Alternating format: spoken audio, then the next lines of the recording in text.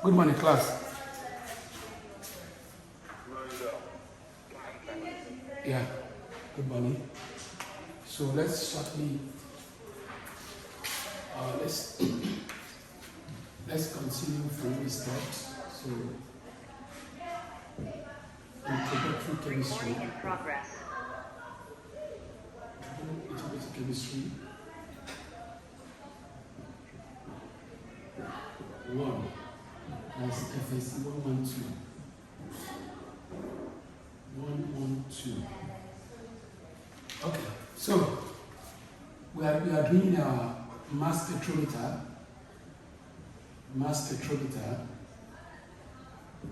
This was our topic. I've explained the stages in mass spectrometry. I've explained the stages. Who can remind me of the stages? Who can remind me of the stages?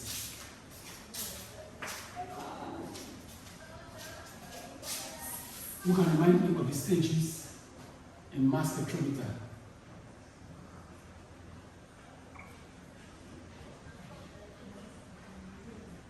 Anybody?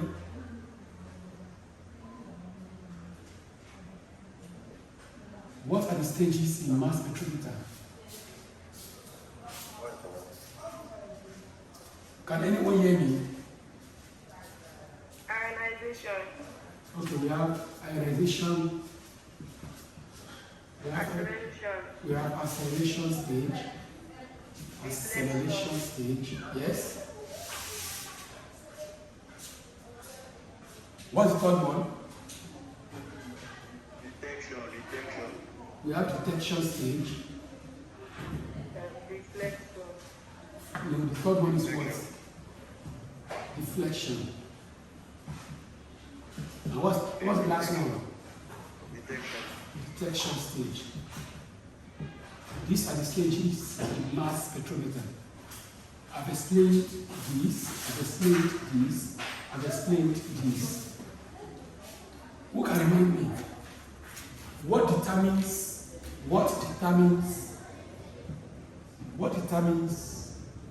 the degree of deflection? What determines the magnitude of deflection? What determines deflection? And how much an ion is deflected? Who can tell me?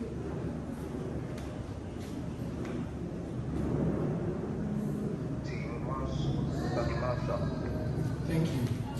It's a mass to charge ratio. The mass to charge ratio, M to Z ratio. The value of the M to Z ratio tells us the degree of deflection. Two things determine deflection. Mass of the ion. 2. Charge of the ion. We have said it that the more the mass, the heavier the ion,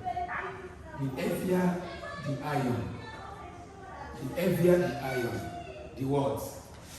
The less the deflection. The less the heavier the ion, the less the deflection. That means higher mass, heavier atoms, heavier isotopes, heavier molecules are not easily deflected. They suffer less deflection. Why what? Lighter ion have what? Higher deflection, have more deflection. The lighter the ion, the more the deflection.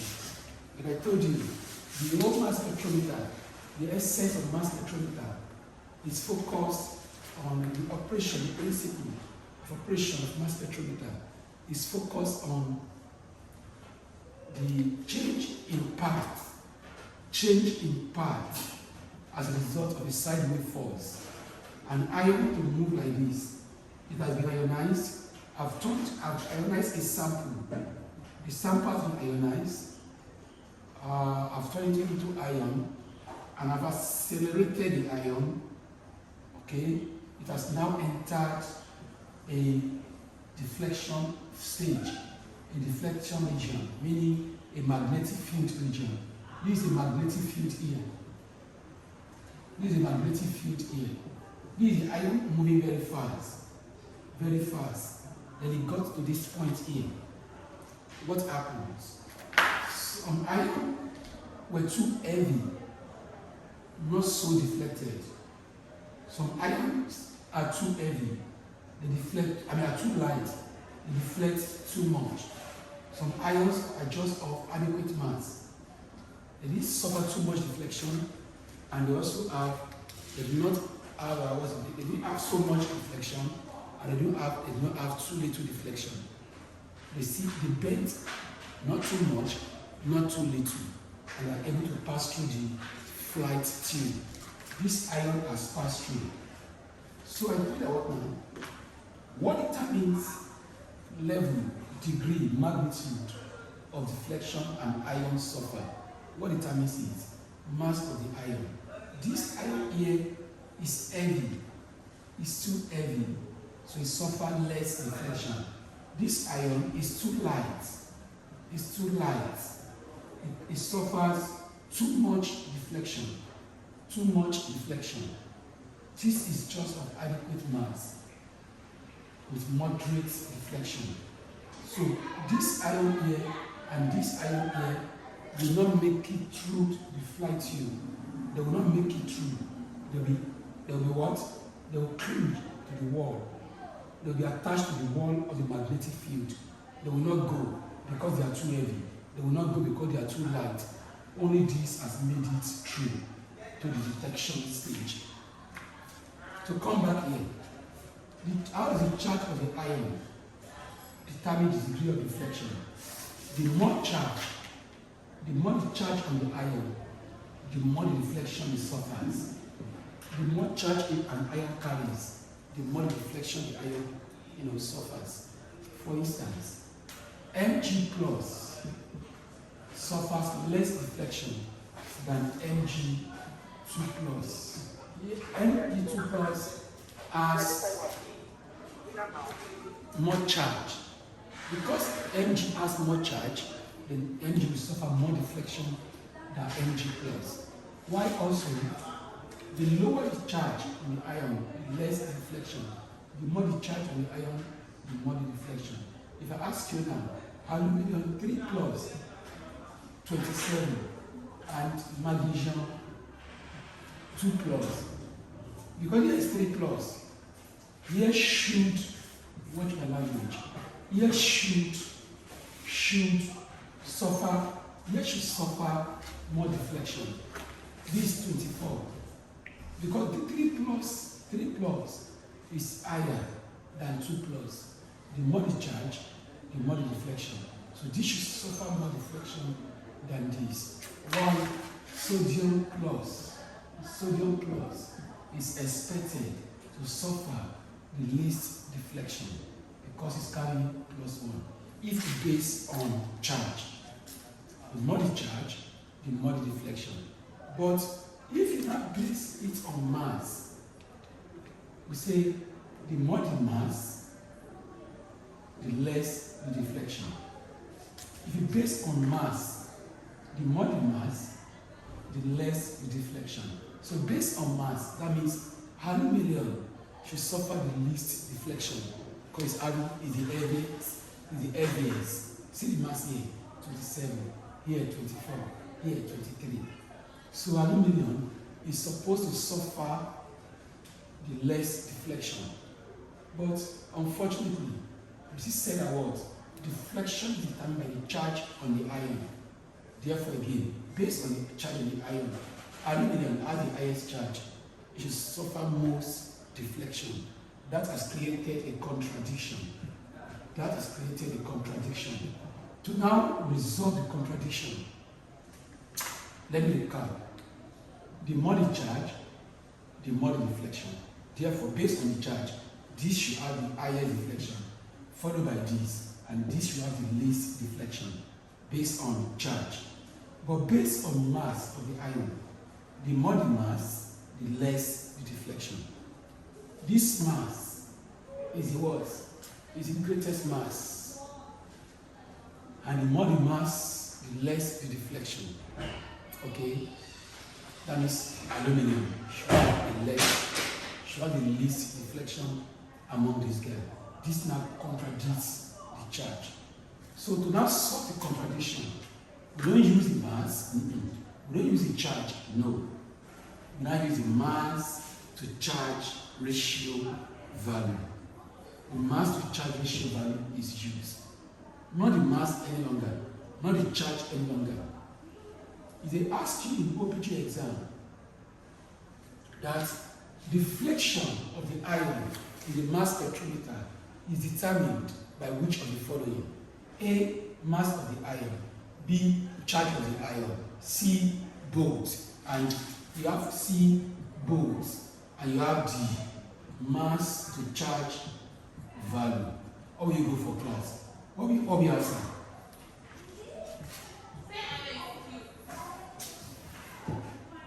What will you answer, class?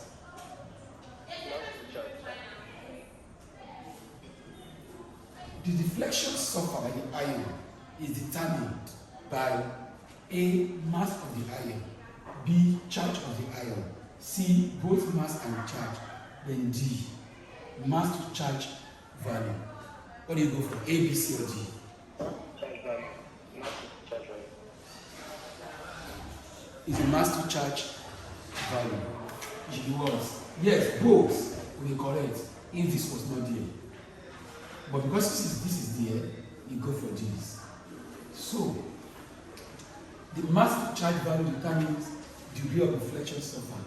We now conclude the last class that M to Z value for aluminium is 27 all over 3, that's 9. For magnesium, this is for aluminium. For magnesium is 24 all over 2, this is plus 12. For sodium, it's what? 23 over 1. That's what? 23. So, based on this value, the ion with the lowest M to Z value, lowest M to Z value is the most deflected. You must pay attention to this. Is the most deflected. Why M to Z value? Highest M to Z value is the least deflected. Is the least deflected. This is considered light. Light. This is considered heavy. So that means in this case now, this heavy ion meaning high M to Z value. This light ion, which means low M to Z value. So you can therefore say that what this has is heavy. This heavy high M to Z value and is the least deflected. This is what light lowest M to Z value is the most deflected. It's so deflected that what it moved away and it got clinched to the wall. The magnet attracted so much. Remember, if a fat person and a leper person, a skinny person are running, if somebody push the fat person, the fat person will stagger and not fall because it's heavy. It suffers what? Less deflection.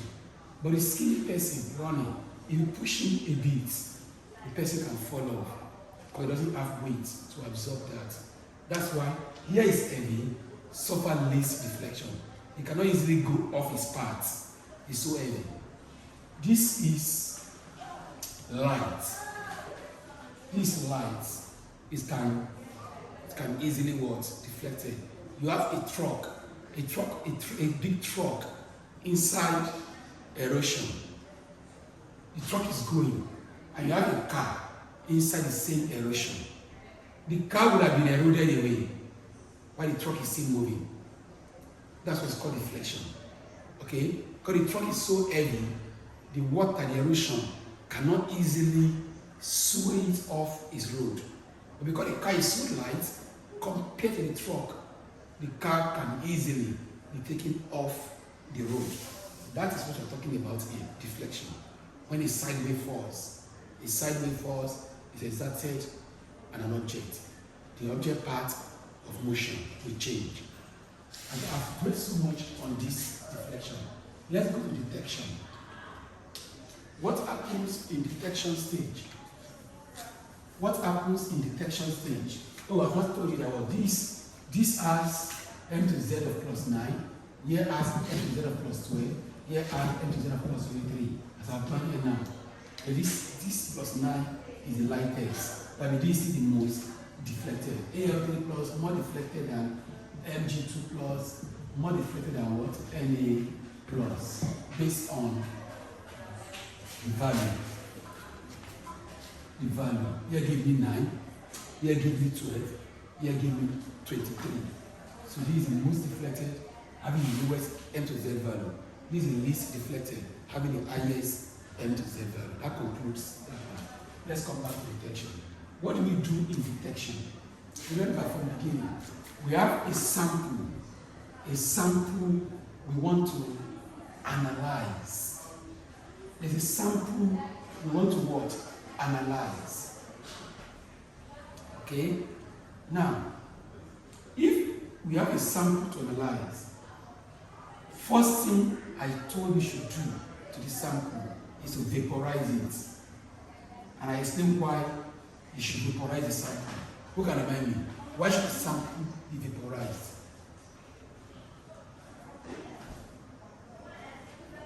Who can remind me? Why should the sample be vaporized? So they can be easily ionized. Thank you. So they can be easily what? Ionized. That's one. Then two, when you vaporize it, we ionize it. That's ionization stage. Why do we have to ionize the sample? Who can remind me of what I said? Why do we have to ionize the sample? Why must the vaporized sample be ionized? Why? So the ions will be affected by the magnetic field. God bless you. What's your name, please? Farida. Yes. Thank you, Farida. That means you are still part of this class. You are still well connected to this class. So we ionize it so that what? It can be affected by the magnetic field. Because a magnetic field does not affect a neutral atom or ion or molecule. A magnetic field does not attract, does not have effects on neutral atom.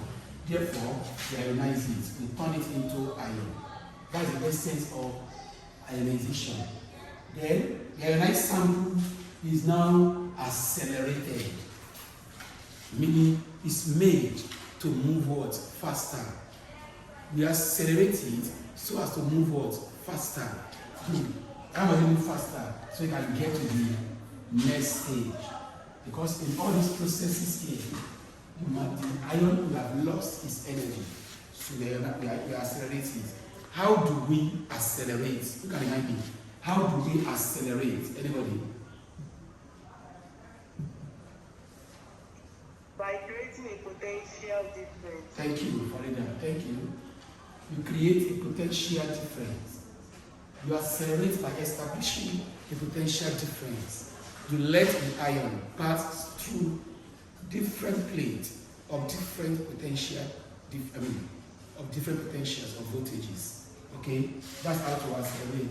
Once we now accelerate, we go to the deflection stage, where we now have the ion that are too heavy, clinging here, that are too light, attached to this plate, that have adequate mass going through. The ion that made it through here, the ion that made it through to this place, here could not make it through, here could not make it through. The one that make it through to this place is meant to land on a box called metal box. So this one lands on the metal box.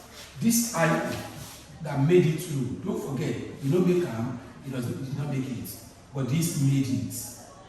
These are attached to the wall of the container. Just like you are drinking garri, some garri will be what? Stuck on the wall of the what? Container. Is that okay now? Some garri will be stuck on your what? On your leaves, on your lips like this. Some can look stuck there. Or you are drinking milk. Some milk will be on the cup. Some will be what? On your lips. And some will be in your tummy.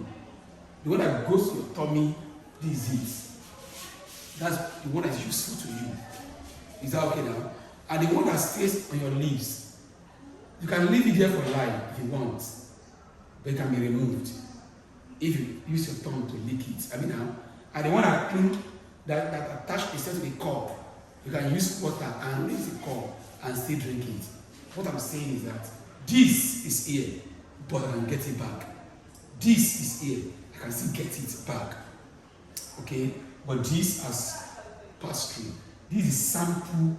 This is iron which has made it through to the world detection stage. So this iron falls in the detection stage now. The iron falls on the metal box.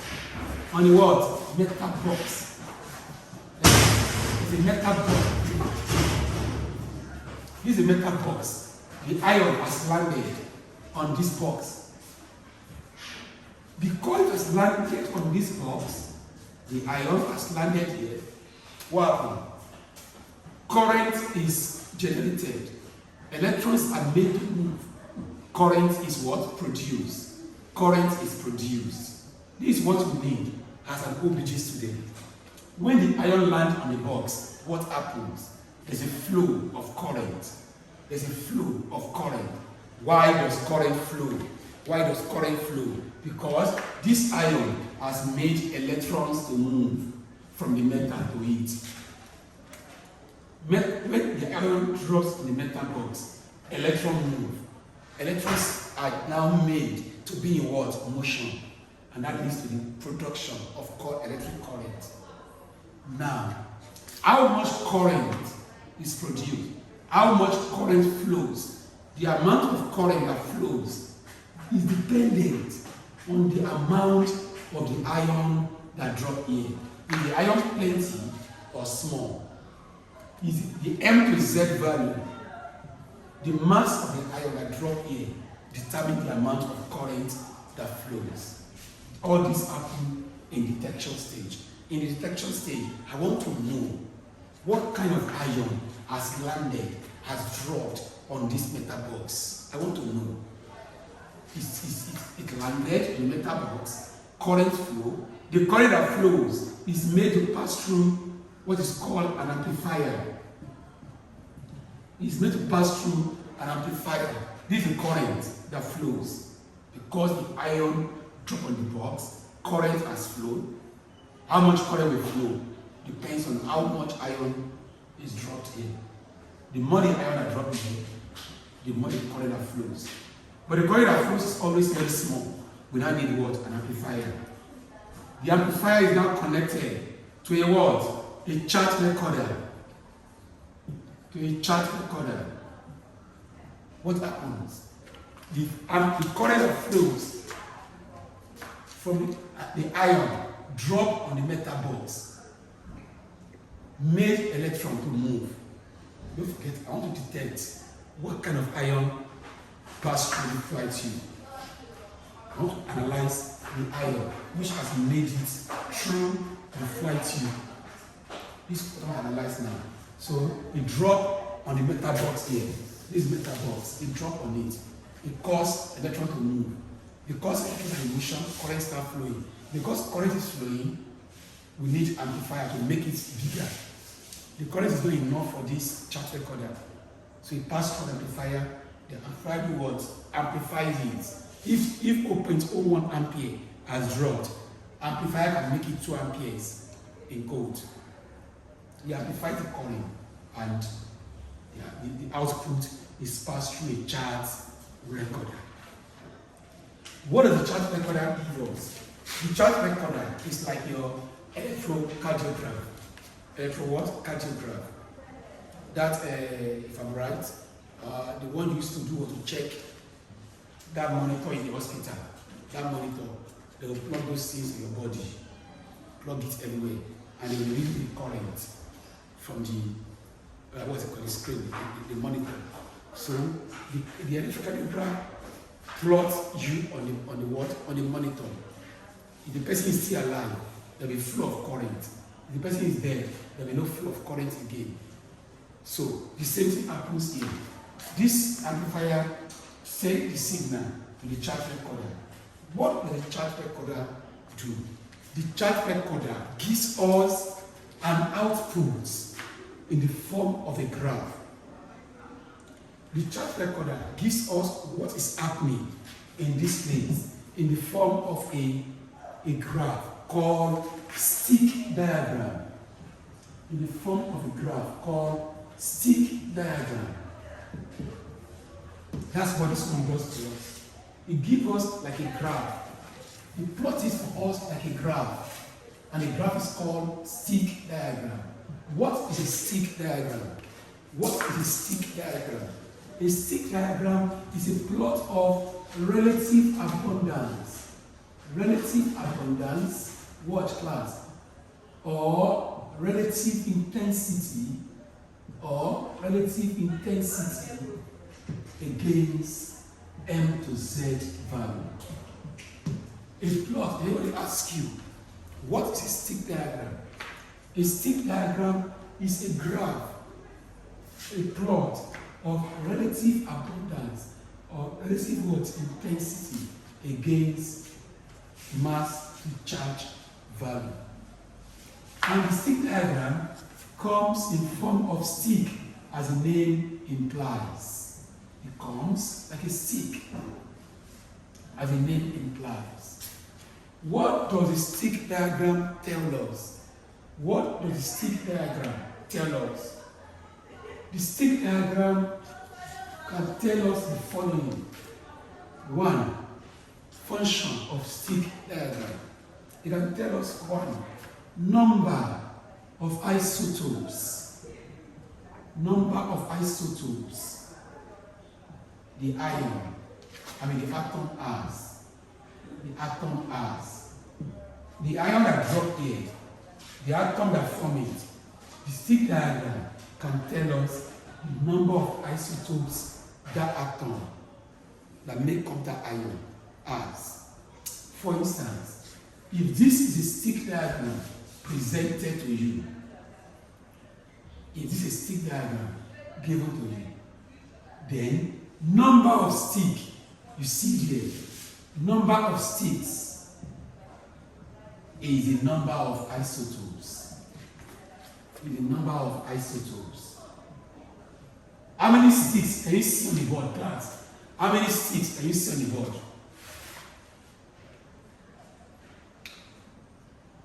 How many sticks can you see on the board? 5. So we have 1, 2, 3, 4, 5. That means this ion or this atom has 5 isotopes. That's the first thing a stick diagram can give us.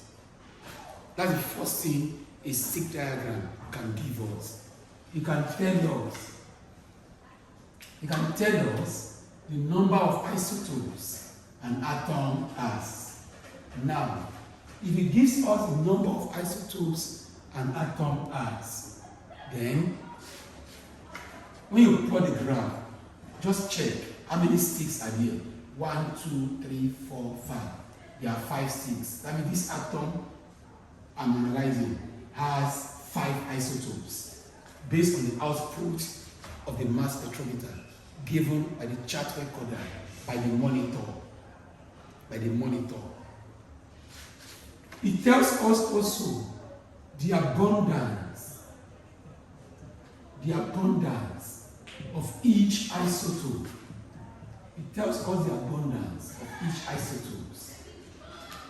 isotopes. So the abundance of each isotope, meaning how plenty. Let me ask you, if the atom I'm analyzing is hydrogen, how many sticks does hydrogen give us? How many sticks will hydrogen give us? 3. Because hydrogen has 3 isotopes. 1, 2, 3. Hydrogen gives us 3 sticks. hydrogen give us what? 3 states. But the hydrogen are 1-to-1 hydrogen, 2-to-1 hydrogen, 3-to-1 hydrogen. These are the hydrogen. You can call here 1, call here 2, call here 3. That's the M to Z value for hydrogen. M to Z means that hydrogen is plus 1, plus 1, plus 1. So the M to Z value, the first one, is 1/1. M to Z value, the second one, is what? 2/1. M to Z value of the third one is what? 3/1. The value you see here are the M to Z value. So it gives us the abundance of each isotope, meaning among hydrogen 1, 2, and 3, which hydrogen is the most abundant in nature? Which one is more plenty? More plenty in nature? Which one? Hydrogen 1. Hydrogen 1. This is the more abundant, most abundant. Hydrogen 1 is the most abundant hydrogen. What that means is that if you see hydrogen anytime, there are 3 isotopes of hydrogen. There are 3 what? Isotopes of what? Hydrogen. If you see hydrogen anytime, the chance of the hydrogen being hydrogen 1 is very high. Hydrogen 1 is the most plenty hydrogen. Is the most abundant hydrogen. How do you know the abundance is? The tallest stick is the most abundant. This is the most abundant. This is the most abundant of these isotopes. The shortest stick is the least abundant. Is the least abundant. Abundance is measured in percentage, which you know. Abundance is measured in percentage. So your stick diagram can show abundance of each of the isotopes. Then again, what can the stick diagram show us? The stick diagram also can show us the base peak. The base peak. Base peak. What is base peak? Base peak is the most abundant ion. Is the most abundant ion. Check it very well. When they ask you in your OBJ, all these are OBJ style. Your exam is OBJ. This is not theory style at all. This is OBJ style, OBJ approach. Your exam is OBJ, not theory. When they ask you from the above diagram, what is your base peak? Your base peak is the isotope with the highest abundance. The most abundant ion is your base peak. So here now, let's label this guy as let's say 91, 92, 93, 94, 95. Who can tell me? Let's say the element is A. The element is A. What is your base peak here now? Is it 91, 92, 93, 94, 95, 396 here also? 96. What's your base peak class? Anybody? 96. Isotope 91, not 96. It's isotope 91. The tallest is the most abundant. Your base peak is the most abundant ion. Your base peak is the most abundant ion. So it's what? Is the atom with 91. It's 91A. I don't know the name of the element. I just call it what? A. To play safe. The element, I don't know the name of the element. So I call it what? A. Okay? That's the base peak. Most abundant what? Ion. 91A. Then your stick diagram can show you also molecular ion peak. Take note of that. It can show you molecular ion peak. What is your molecular ion peak? Your molecular ion peak is the heaviest isotope. The heaviest isotope. That's the molecular ion peak. Or you say what? Isotope with IS M to Z value. Isotope with the IS what? M to Z value. That's the molecular ion what? Peak. That's the molecular ion peak. We call it molecular ion peak. FVS isotope. Isotope with the IS M to Z what? Value. That's the molecular ion peak. We can show it on the board. What's the molecular ion peak? 9.6. It's what? 9.6. 9.6. 6. There's no point here. This is 91, 92, 93, 94, 95, 96. 96. 96. Okay. Wait again. What's the molecular ion peak? Anybody again? 96. There's no line here. There's nothing there.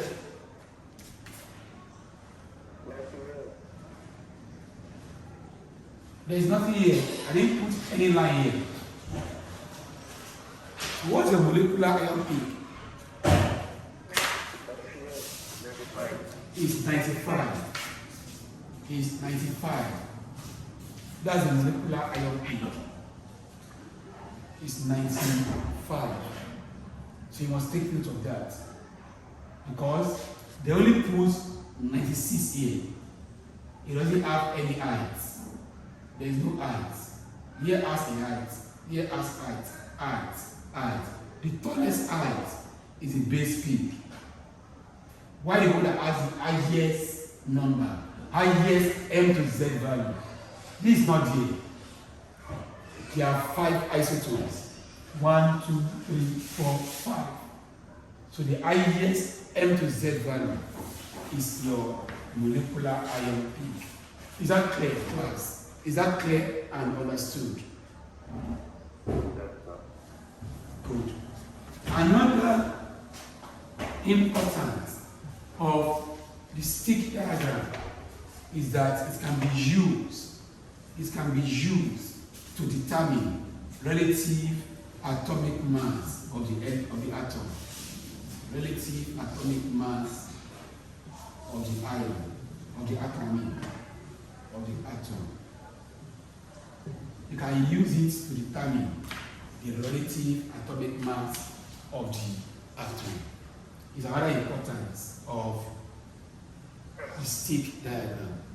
Another importance of the stick diagram. Okay? And that's the end of detection stage. Do you have any question? Anybody, any question?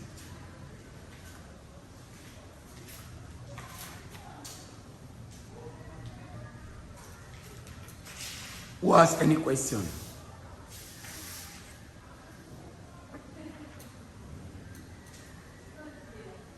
Any question?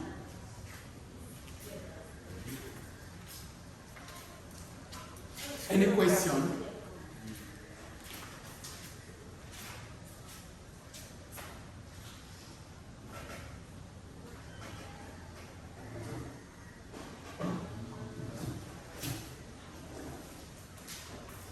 Any question, class?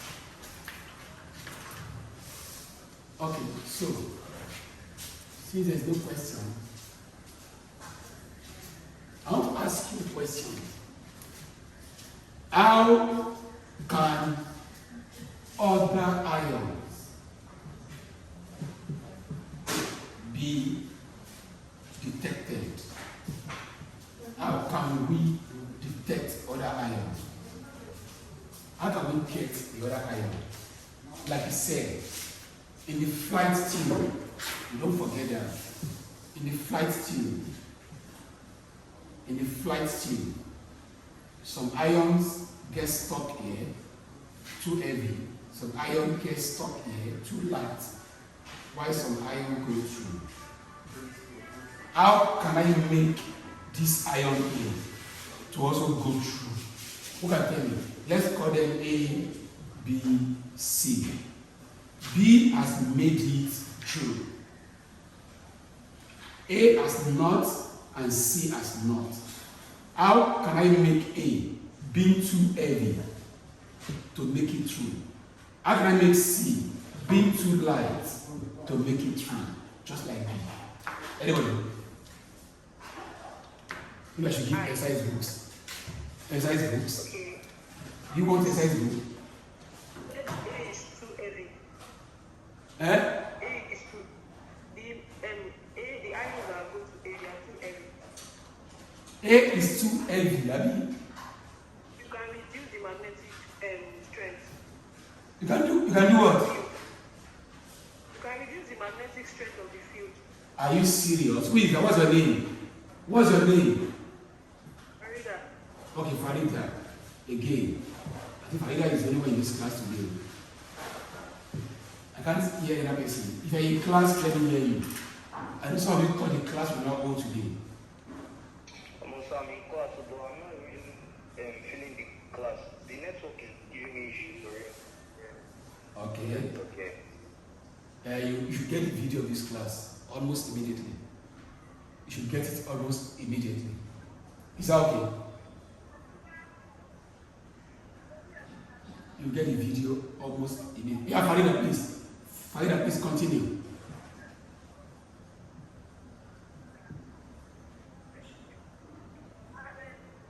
You can really reduce the magnetic strength.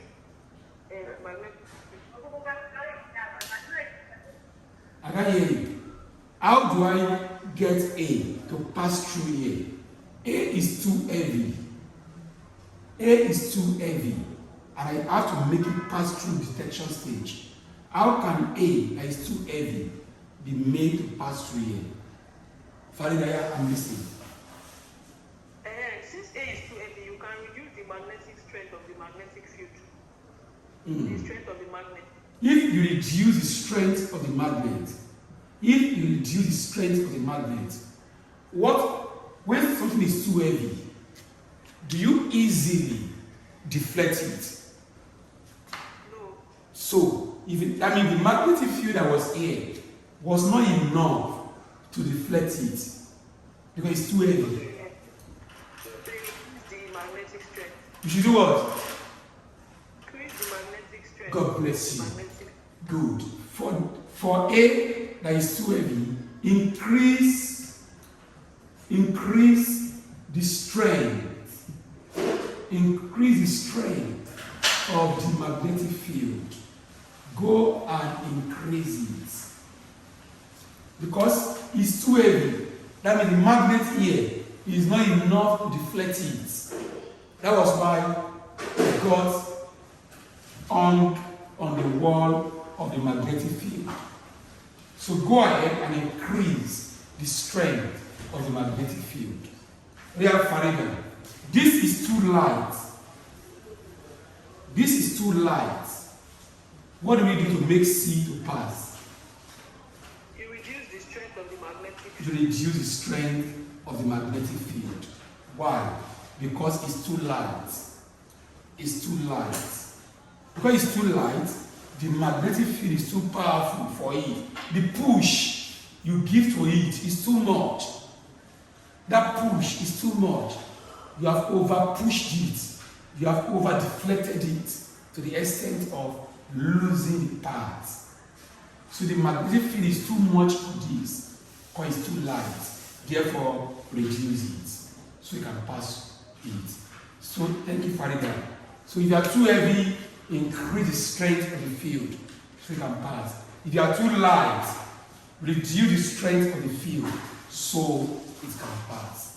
And that's the end of mass spectrometer. So I'll give you this question sharply. Let me quickly give you this question.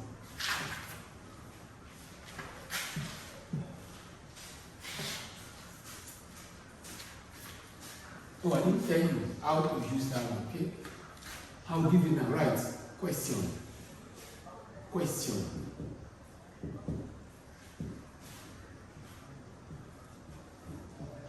The mass spectrum, I write it. The mass spectrum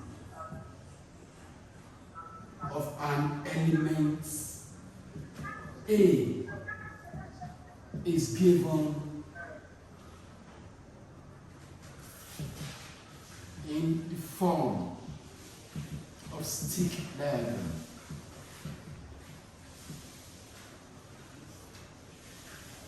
Thus, is given below. Mass spectrum of an element A is given like this. This is relative abundance,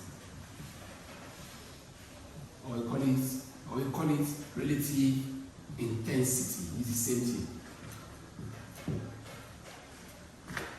And this represents the M to Z value. And we have the following spectrum.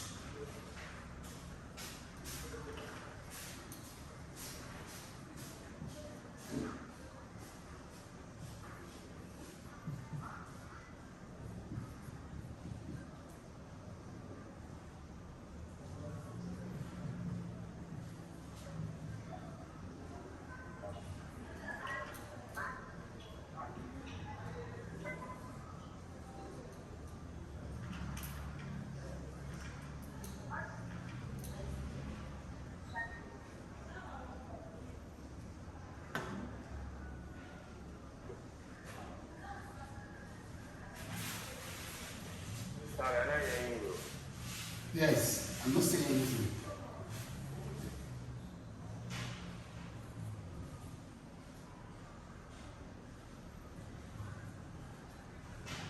I'm not saying anything, so that's the question. This is the mass spectrum given to us. This is the output of the mass spectrum given as a stick diagram. So you have to determine the following. Determine the following.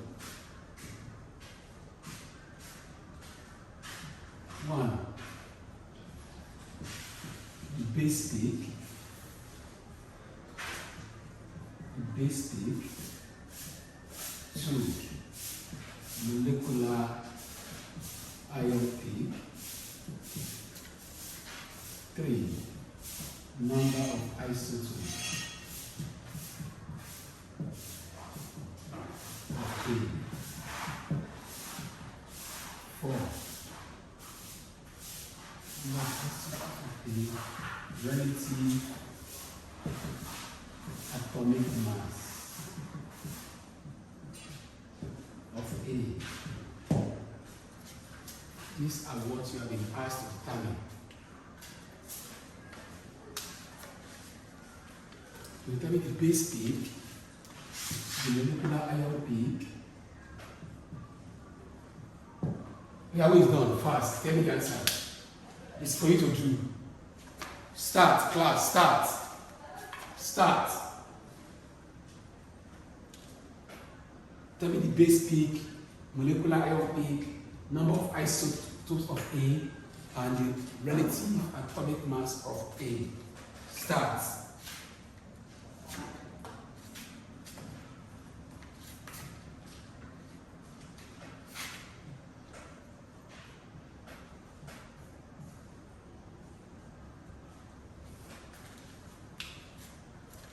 Is anybody working? Anybody? Confirm to me you are working. Yes, I'm doing. Very good. Anybody again?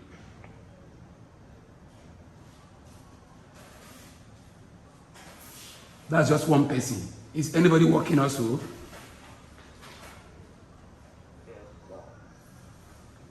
Okay. All right. All right.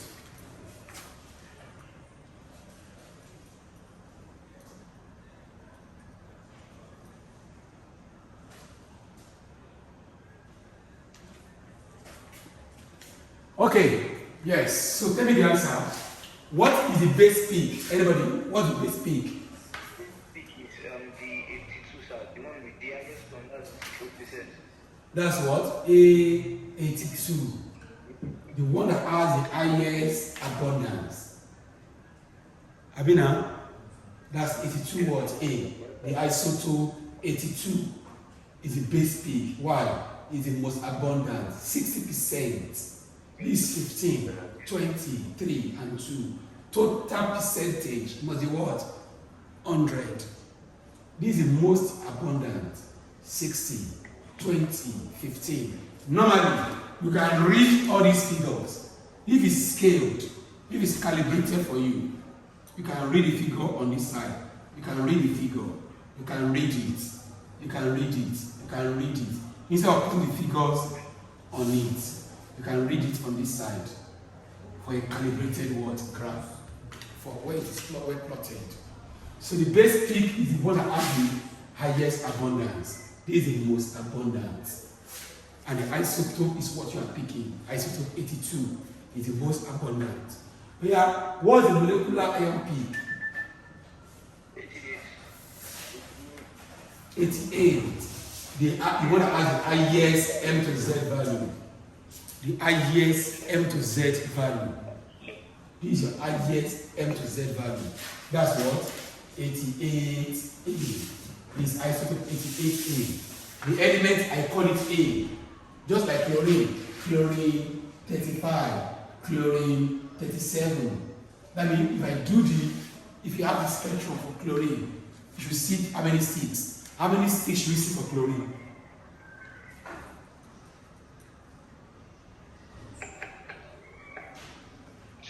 How many sticks should you see for chlorine? Just two. Just two sticks. Just two sticks. What's the number of isotopes of A? How many isotopes does A have? Five. Yeah, list them for me. List them. 80A,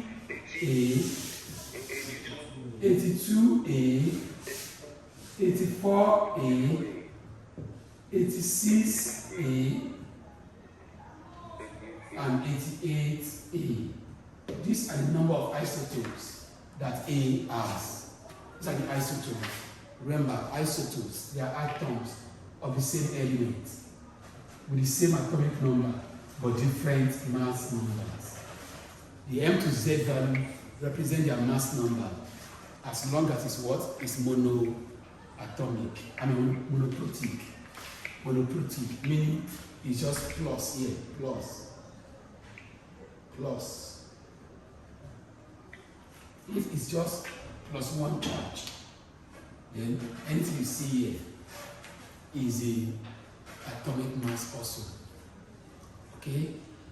Now the last issue what? Determine the relative atomic mass of A. So let's go. Relative atomic mass of A can be obtained from the stick diagram. Just pick these. 15 over 100 times 80 plus 60 over 100 times, tell me class, times what? 82. Oh yeah, plus, what's the next one?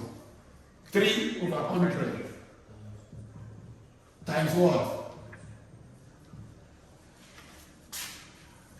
What's the next one, class? Next one. 20 over 100 times what? 86. What's the last one, class? What's the last one? 2 over 100 times 88. 2 over 100 times 88. This is how to get relative atomic mass using the stick diagram. Just the abundance over 100 times M to Z value. Abundance over 100 times M to Z value, and so on. Who has done that? Who has finished? Total answer, give me the final answer. 82.68. 82.68. God bless you. God bless you. Is that Farida?